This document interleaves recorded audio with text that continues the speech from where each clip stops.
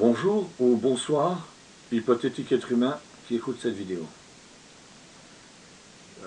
Donc le thème que j'ai choisi pour cette vidéo,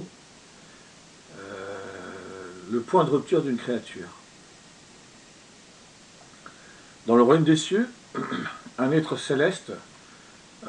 qui est le numéro 3 du royaume des cieux, après avoir vécu pendant un temps considérable, des milliards d'années au minimum, voire des dizaines de milliards d'années,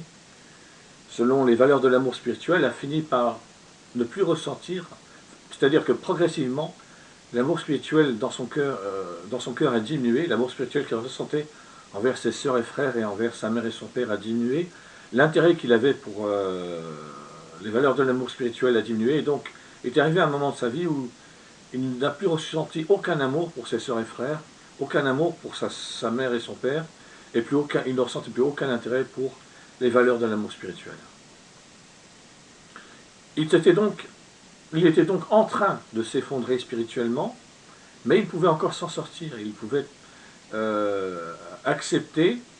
ou en tout cas, pendant que l'amour diminuait dans son cœur, pendant ce temps-là,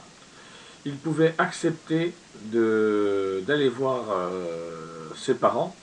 sa mère qui est l'aimée, la reine du royaume des cieux, son père qui est l'être originel, le roi du royaume des cieux, pour leur parler et expliquer ce qu'il ressentait. Malheureusement, il ne l'a pas fait, et il a fini par s'effondrer intérieurement. Et après s'être effondré intérieurement, il est arrivé à un moment de sa vie où il a ressenti une très grande souffrance, parce qu'il s'est effondré intérieurement, parce qu'il ne ressentait plus d'amour, parce qu'il se sentait comme un étranger dans le royaume des cieux, parce qu'il s'est isolé et qu'il ne voulait plus avoir de contact avec personne. Il avait à sa disposition des robots célestoïdes, des servantes et des serviteurs robots célestoïdes qui pouvaient donc gérer tout ce qui était nécessaire pour que lui reste seul, totalement isolé. Et dans cet état, alors qu'il était dans une très grande souffrance, totalement isolé, il s'est rendu compte que... Enfin, il s'est rendu compte, il en est venu à un moment où il s'est dit que la meilleure chose à faire pour lui, c'était de se suicider et de disparaître pour ne plus souffrir. Mais il n'a pas fait ça directement. Il a d'abord eu l'idée qu'il pouvait essayer de s'en sortir sans les valeurs de l'amour spirituel. Et comme c'était auparavant, il était auparavant dans le royaume des cieux concepteur le créateur officiel du royaume des cieux,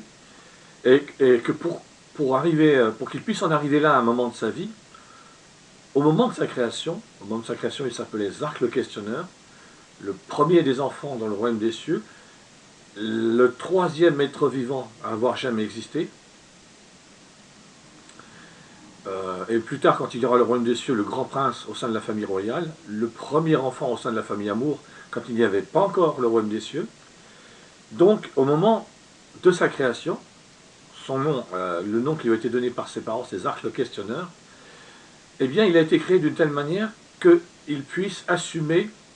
lorsque le moment sera venu,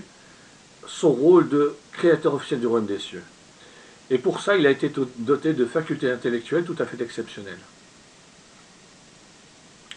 Facultés qui font de lui un véritable génie au sein du royaume des cieux. Et donc, alors qu'il se retrouvait dans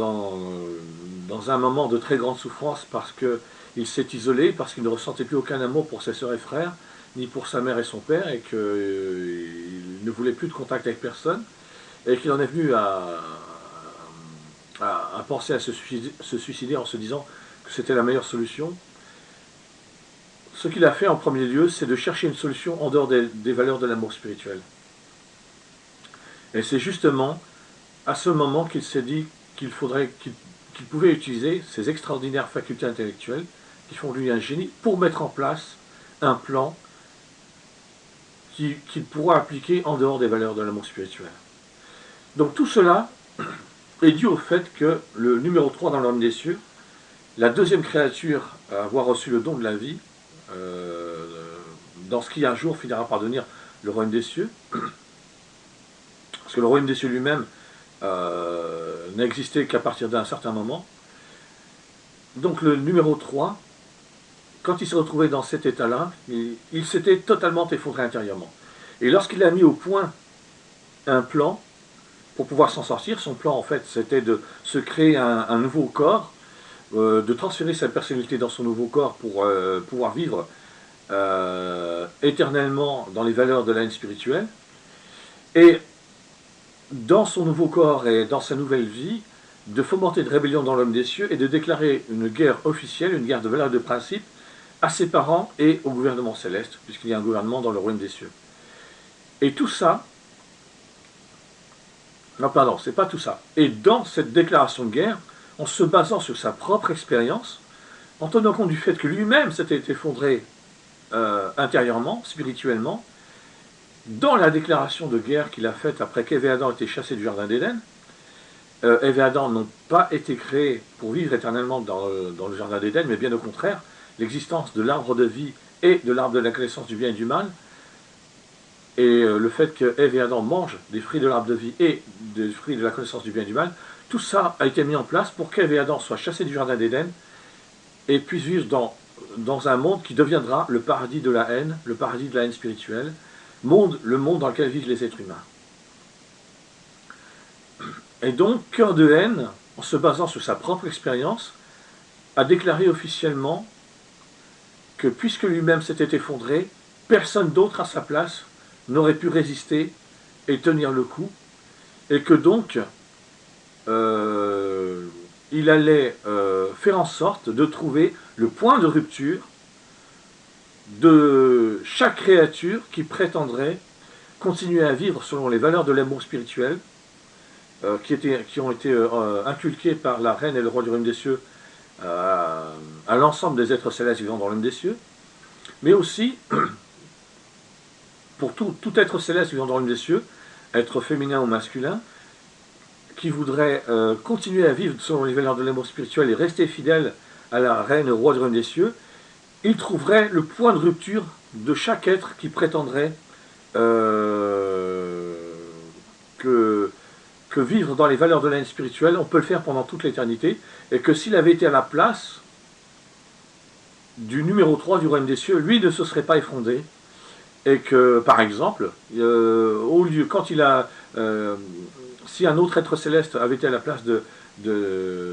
celui qui était le numéro 3 dans le royaume des cieux, concepteur le créateur, quand il a ressenti le fait son amour pour ses sœurs et frères, sa mère et son père diminué, il serait allé voir ses parents pour leur parler et pour trouver une solution. Donc, le principe du point de rupture d'une créature vient de Cœur de haine, qui a fait une déclaration de guerre de valeurs et de principes officiels dans le royaume des cieux, parce que pour lui, aucune créature ne peut rester éternellement dans les valeurs de la haine spirituelle, pardon, dans les valeurs de l'amour spirituel, et que tôt ou tard, justement, si on trouve le point de rupture d'une créature, c'est-à-dire en la faisant, en la confrontant, en l'obligeant à vivre de très grandes difficultés, eh bien, cette créature va abandonner les valeurs de l'amour spirituel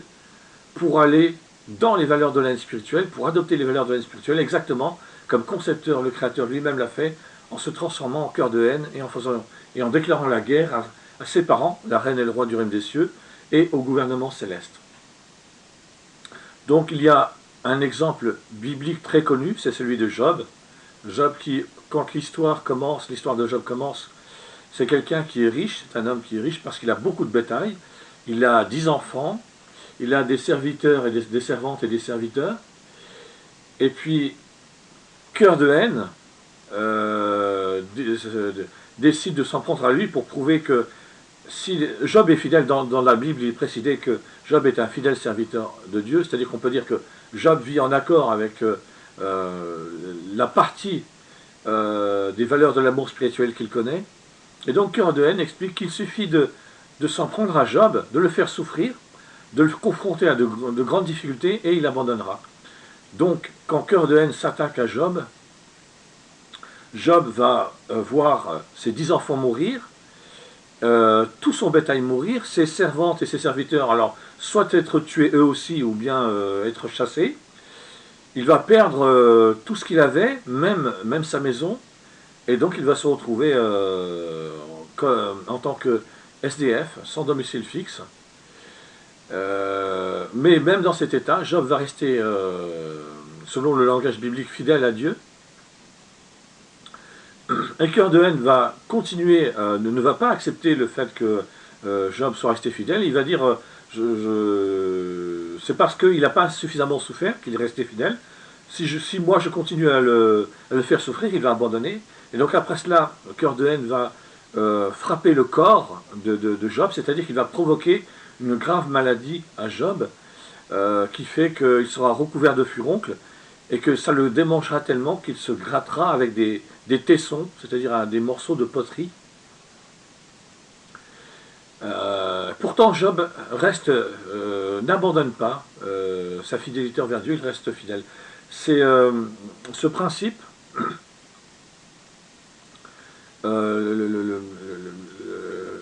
l'histoire de Job dans la Bible est là pour expliquer que malgré toutes les souffrances vécues par un être humain, toutes les difficultés qu'il peut rencontrer, toutes les mésaventures, toutes les déceptions, toutes les épreuves, il peut quand même rester fidèle à son Créateur. Ce que n'a pas fait le numéro 3 du royaume des cieux, la deuxième créature à avoir reçu le don de la vie, concepteur le Créateur, lui, ne l'a pas fait. Il n'est pas resté fidèle aux valeurs inculquées par sa créatrice et son Créateur, la reine et le roi du royaume des cieux. Au contraire, il a fini par rejeter les valeurs que ses parents lui ont inculquées, au point que ça l'a amené à se retrouver dans un état de très grande souffrance. Il a pensé à se suicider, mais au lieu de se suicider littéralement, il l'a fait dans un autre sens. Il s'est transformé en cœur de haine, et il a déclaré une guerre officielle à ses parents et au gouvernement du royaume des cieux. Donc il y a un principe qui est le point de rupture d'une créature. À quel moment une créature qui va souffrir va abandonner les valeurs que sa créatrice et son créateur dont le royaume des cieux lui ont inculqué? Eh bien, dans le royaume des cieux, des millions, des dizaines de millions, peut-être 100 millions d'êtres célestes,